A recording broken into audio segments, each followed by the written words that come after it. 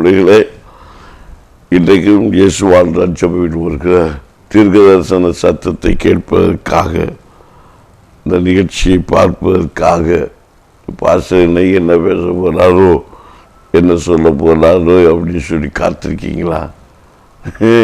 நீ கேட்டு கொண்டிருப்பது ஒரு மனுஷனுடைய சத்தம் இல்லை மக்களே, கர்த்தருடைய சத்தமா? எதையாவது ஆண்டவர் மூலம் பேசினா நான் பேசுவேன், இல்லைன்னா எழுப்பி போயிடுவேன். இன்னைக்கு கர்த்தர்களோட திருக்கிற சத்தம் மூலமாக ஏதோ ஒன்று ரெண்டு வசனத்தை வச்சு ஏதாவது பேசினா பேசுவேன். தாகம் உள்ளவர் மேல் தண்ணீரையும் வறண்ட நிலத்தில் நீரூற்றுகளை வர பண்ணுவேன். இயேசு வசன வார்த்தைகள் நமக்கு சொல்லி இருக்கிறது. நீ என்ன தாகத்தோடு இந்த செய்தியை கேட்குறியோ, என்ன சத்தியத்தை அறிய வேண்டும் என்றோ, இல்லை எனக்கு ஒரு மேன்மை காண வேண்டும் என்றோ நீ காத்திருக்கிறாயோ, நிகழ்ச்சியை பார்க்கிறாயோ, அதுக்கு உனக்கு கிடைக்கும். நான் இந்த நிகழ்ச்சி மூலமாக உங்களுக்கு சொல்கிற ஒரு காரியம், நீ எதனை கலங்காது. ஒரு காற்று இருக்கிற புள்ள எதிர்த்து கலங்க மாட்டா அப்படின்னு தான் இந்த சங்கீதம் 40:1-2 பொருளை சொல்லியிருக்கு. அதை முதல் வருஷத்தில் நம்ம படித்தோம். கடந்த நாள் கேட்ட வாலிபன் கூட இருந்துட்டான், அவன் கூட சோர்ந்து போயிட்டான். இப்போ இங்கே ஒரு மனுஷன் சொல்கிற காத்திருந்தேன், அவன் இரண்டபாய் சாய்ந்து என் கூப்பிட்டதை கேட்டார். பயங்கரமான கொடியும் உடையான சேற்றிலிருந்து என்னை தூக்கி எடுத்து என் கால்களை கண்மலையின் மேல் நிறுத்தி என் அடிகளை உறுதிப்படுத்தி தமது தேவனை துதிக்கும் புதுப்பாட்டை அவர் என் வாயிலை கொடுத்தார். அநேகரை கண்டு பயந்து கர்த்தரை நம்புவார்கள். பார்த்தீங்களா? சேற்றில் இருந்த மனுஷனுடைய பாவ குளிர் வாழ்ந்த மனுஷனுடைய ஜபவி கூப்பிடுதலை கேட்டு அவனுக்கு பதில் கொடுத்து அவர் சேற்றிருந்த அவனை, பாவ குளிர் வாழ்ந்த அவனை, வியாதிக்குள்ள இருந்த மனுஷனை, தர்த்தத்தில் இருந்த மனுஷனை மகிமையை காணும்படிக்கு செய்த கர்த்தர் உன்னை செய்யாது இருப்பாரோ? பார்த்தீங்களா? அந்த மனுஷன் எல்லாருமே சொல்றது,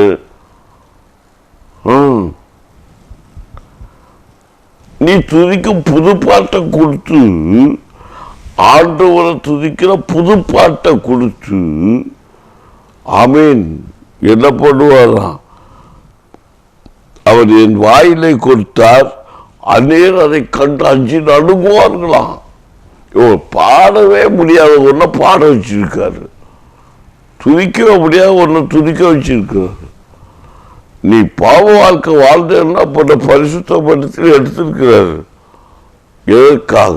கர்த்தருக்காய் காத்திருப்பதற்காக, அவருடைய நாமத்தை உயர்த்துவதற்காக, உலகத்துக்கு பின்னால் போவதற்காக அல்ல, உலகத்தை ஐஸ்வர்யத்தை நம்பி ஓடுவதற்காக அல்ல, கர்த்தருடைய நாமத்தை பாடி துதித்து மகிமைப்படுத்துவதற்காக.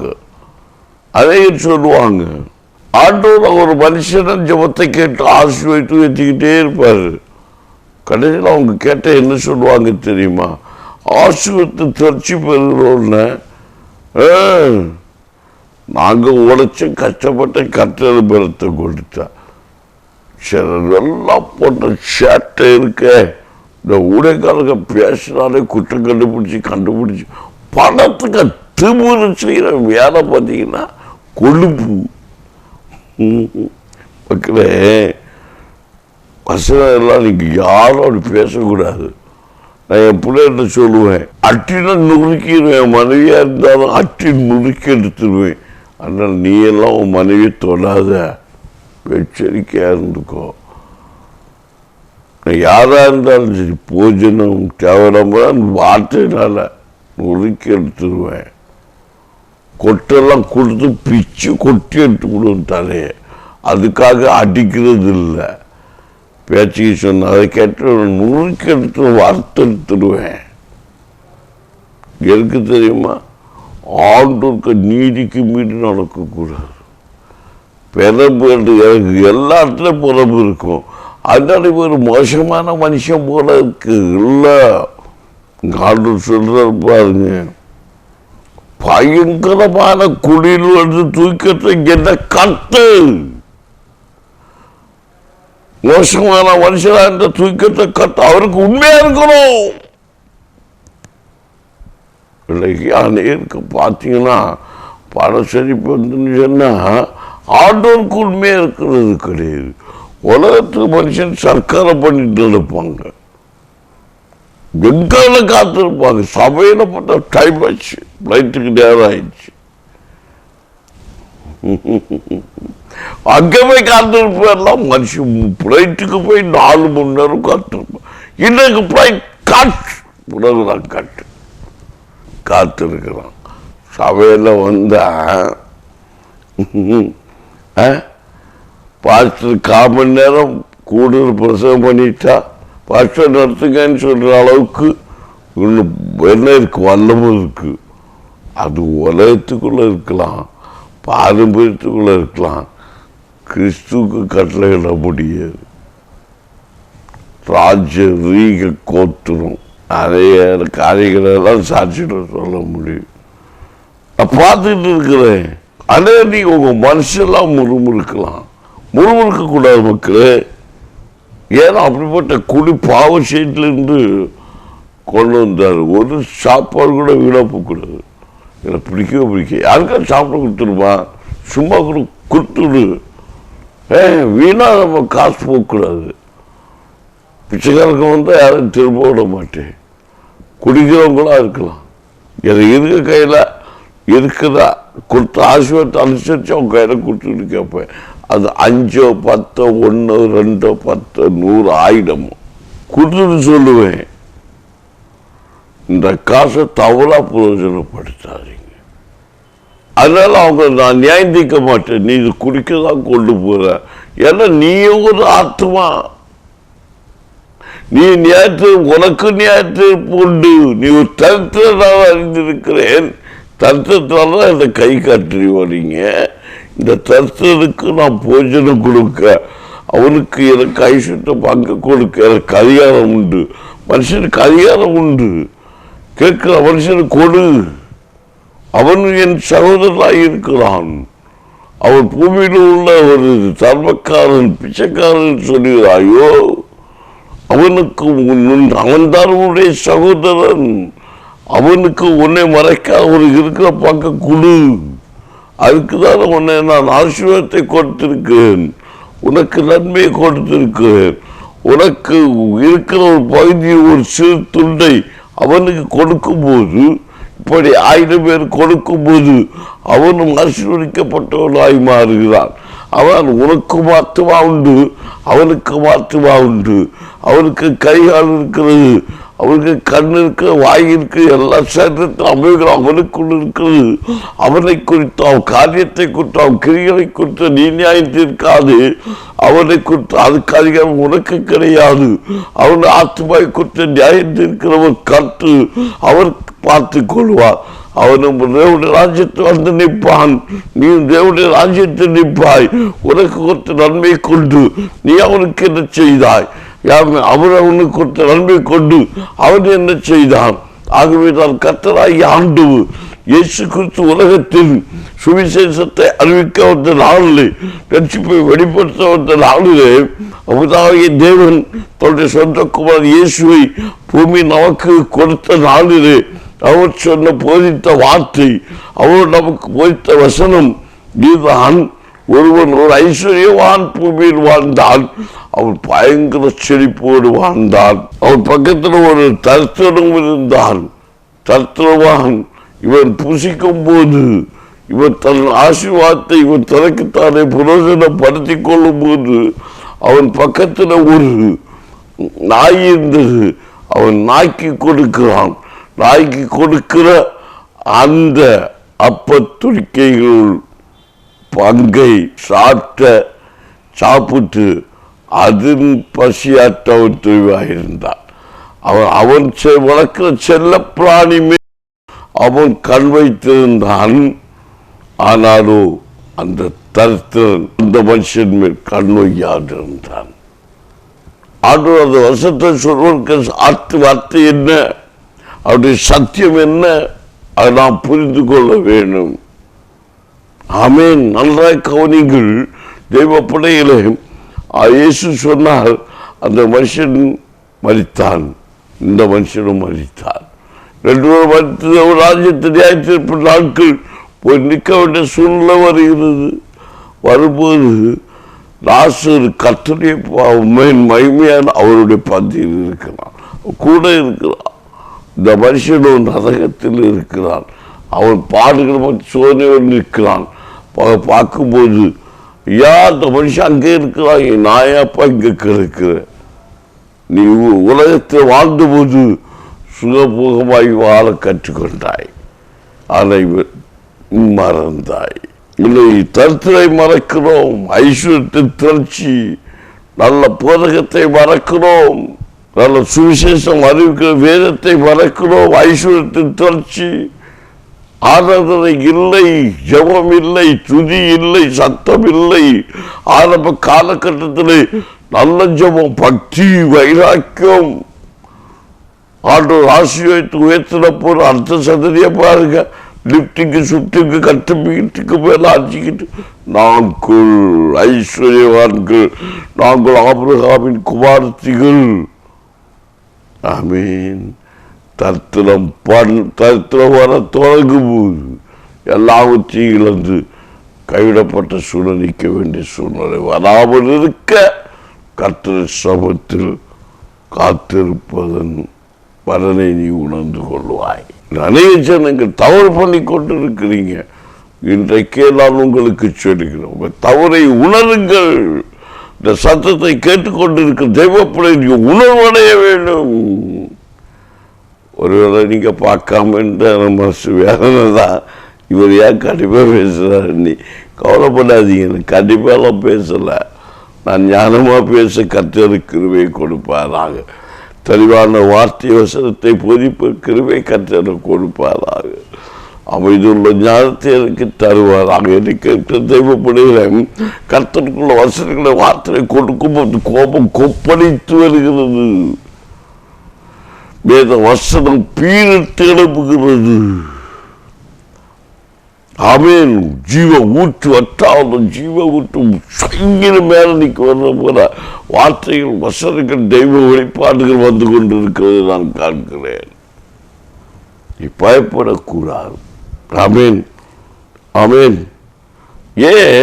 என்னுடைய வாழ்க்கையில் அவனோட குடிக்குள்ள இருந்தேன், பாவ சேற்றில் முங்கினேன்.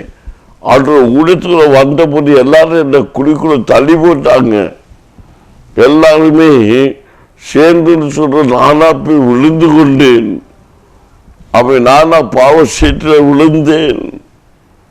அப்படி உலகத்தில் வாழ்ந்தேன். எல்லா நாளும் இருக்கப்பட்டேன், ஒதுக்கப்பட்டேன், தள்ளப்பட்டேன். ஆனால் மரித்தேன். இது ஒரு சத காலம் உயிரோடு இருக்கிறேன். இயேசு அப்போ விழுந்தது நல்லது சொல்லுங்க, விழுந்தது நல்லது. ஊழியத்து வந்தபோது எல்லாராலும் என்னை வெறுத்து கொண்டு போட்டான். நல்லது. எல்லா குற்றப்படுத்தப்பட்டேன். நல்லது. என்னை அறிந்து கொள்ளாமல் போனார்கள். நல்லது. என்னுடைய கிரியை குறித்து தப்பா பேசினாங்க. நல்லது. என்னை மோசமானவன் சொன்னார்கள். நல்லது. ஆகவே கர்த்தருடைய பிரமாணத்தை கைக்கொண்டேன். அதுதான் இந்த சங்கீதக்காரனாகிய தேவ மனுஷன் சொல்லும்போது, கர்த்தர் பொறுமையோடு காத்திருந்தேன், அவர் இரண்டமாய் சாய்ந்தில் கூப்பிடுவதை கேட்டார். பயங்கரமான குடியும் உடையான சேற்றிலும் என்று என்னை தூக்கி எடுத்து என் கால்களை கண்மலையின் மேல் நிறுத்தி என் அருகிலை உறுதிப்படுத்தி தமது தேவனை துதிக்கும் புது பாட்டை என் வாயிலை கொடுத்து அநேகரை கண்டு பயந்து கர்த்தரை நம்புவார்கள் என்று சங்கீதம் 40ஆம் அதிகாரம் 1, 2, 3 வசனங்களில் சொல்லப்பட்ட அந்த வேத வார்த்தையை உங்களுக்கு முன்பாய் வைக்கிறேன். அப்போ நம்மளை ஆசீர்வதித்து நன்மையை தந்தது, அந்த கிருபை தந்தது நம்மளை விஷயத்தில் தூக்கி எடுத்ததற்காக, ஐஸ்வர்யத்தை தந்தது எதற்காக நாம் புரிந்து கொள்ள வேண்டும். தேவ பிள்ளைகளை, கர்த்தரை துதித்து மகிமைப்படுத்துவதற்காக, கர்த்தருக்கு ஆசீர்வாதத்தை அறிவிப்பதற்காக, சமாதானத்தின் சுவிசேஷத்தை பிறருக்கு சொல்லுவதற்காக என்பதை நாம் புரிந்து கொள்ள வேண்டும், நாம் அறிந்து கொள்ள வேண்டும். நாம் அறிந்து கொள்ளும் போது, நாம் புரிந்து கொள்ளும்படி போது கர்த்தருடைய மகத்துவத்தை காண முடியும் என்றுதான் இந்த வேத பகுதி நமக்கு போகுது. ஆமீன், அல்லேலூயா. நாளைய தினத்தில் இந்த வசனத்தோடு இணைந்திருங்க. கர்த்தர் நமக்கு செய்வாராக. ஜெபிப்போமா? ஜெபிப்போம். நன்றி பரலோக தகப்பனே, இந்த நாளில் கர்த்தருடைய மகிமை நம்ம மத்தியில் வெளிப்படும்படி, பல தகப்பனுடைய மகிமையான வல்லமை நம்மத்தில் வெளிப்படும்படிக்கு அப்போது இறக்க செய்வீரா. எங்க பிள்ளைகளிடத்துல ஒன்று நான் இந்த வசனத்தின்படி பார்க்கும்போது கண்ணீரோடு அழுதார்கள், கண்ணீரோடு அழுதார்கள், ஆசீர்வாதத்தை பெற்றுக் கொண்டார்கள். ஆண்டவரே, இந்த ஆசீர்வாதத்தை பெற்றுக்கொள்வதற்கு அந்த ஆசீர்வாதத்தை பற்றி கொண்டிருக்கிறார்கள். இப்படிப்பட்ட சூழ்நிலை விட்டு கர்த்தர் அதுக்கு பாதுகாவலாக இருக்கிறார் என்று சொல்வதை உணர்ந்து கொண்டு இருக்கக்கூடிய கிருபையை தாரும் என்று ஜெபிக்கிறேன். இது ஆண்டோடைய வருஷம் முன்பாக அது குறை உள்ளதப்பா, ஆனால் குறைகளை குறித்து அவர் அறியாது இருக்கிறார்கள். ஆண்டவர் கொடுத்த ஆசீர்வாதத்தை கர்த்தர் காக்காமல் இருப்பாரோ, அவர் பாதுகாத்து கொள்ளாமல் இருப்பாரோ என்பதை புரியாது இருக்கிறார்கள். அந்த வேத வெளிச்சத்தை என் பிள்ளைகளுக்கு கொடுப்பீராக என்று ஜெபிக்கிறேன். இயேசுவின் நாமத்தில் அற்புதம் நடக்கட்டும். சத்தியம் வெளிப்படாதபடிக்கு பிள்ளைகளின் இதயத்தை மூழ்கி வைத்த கிரியைகள் இயேசுவின் நாமத்தில்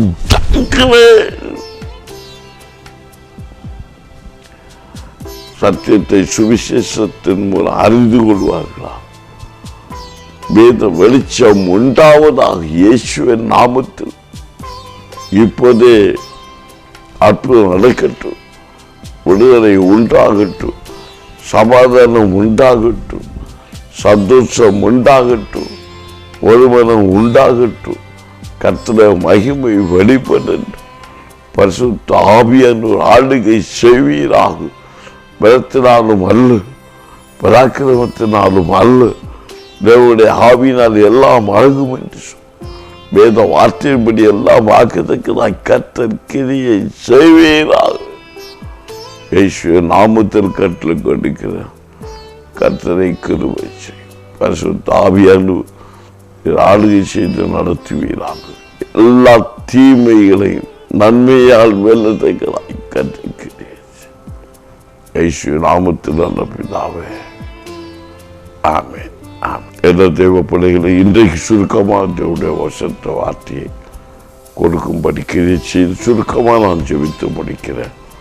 நாளை தினத்தில் வாங்க தேவசனத்தோடு நான் தியானித்து, ஒருவேளை இன்றை பேசின வார்த்தை கொஞ்சம் கடினமாக இருந்தாலும் வருகிற நாளில் ஆமீன் ஆசீர்வாதம் நன்மையான வார்த்தையை கேட்டு கண்டிப்பாக கர்த்தருடைய பாதத்தில் காத்திருந்து கொடுக்கப்பட்ட நன்மையும் கொடுக்கப்பட்ட ஆசீர்வாதத்தை ஆமீன் நீங்கள் எதுவும் காத்துக்கொள்ள கிருபை உங்களுக்கு கொடுப்பார் என்ற விசுவாசத்தோடு உங்களிடத்து இன்றைக்கு விடுதலை பெறுகிறேன்.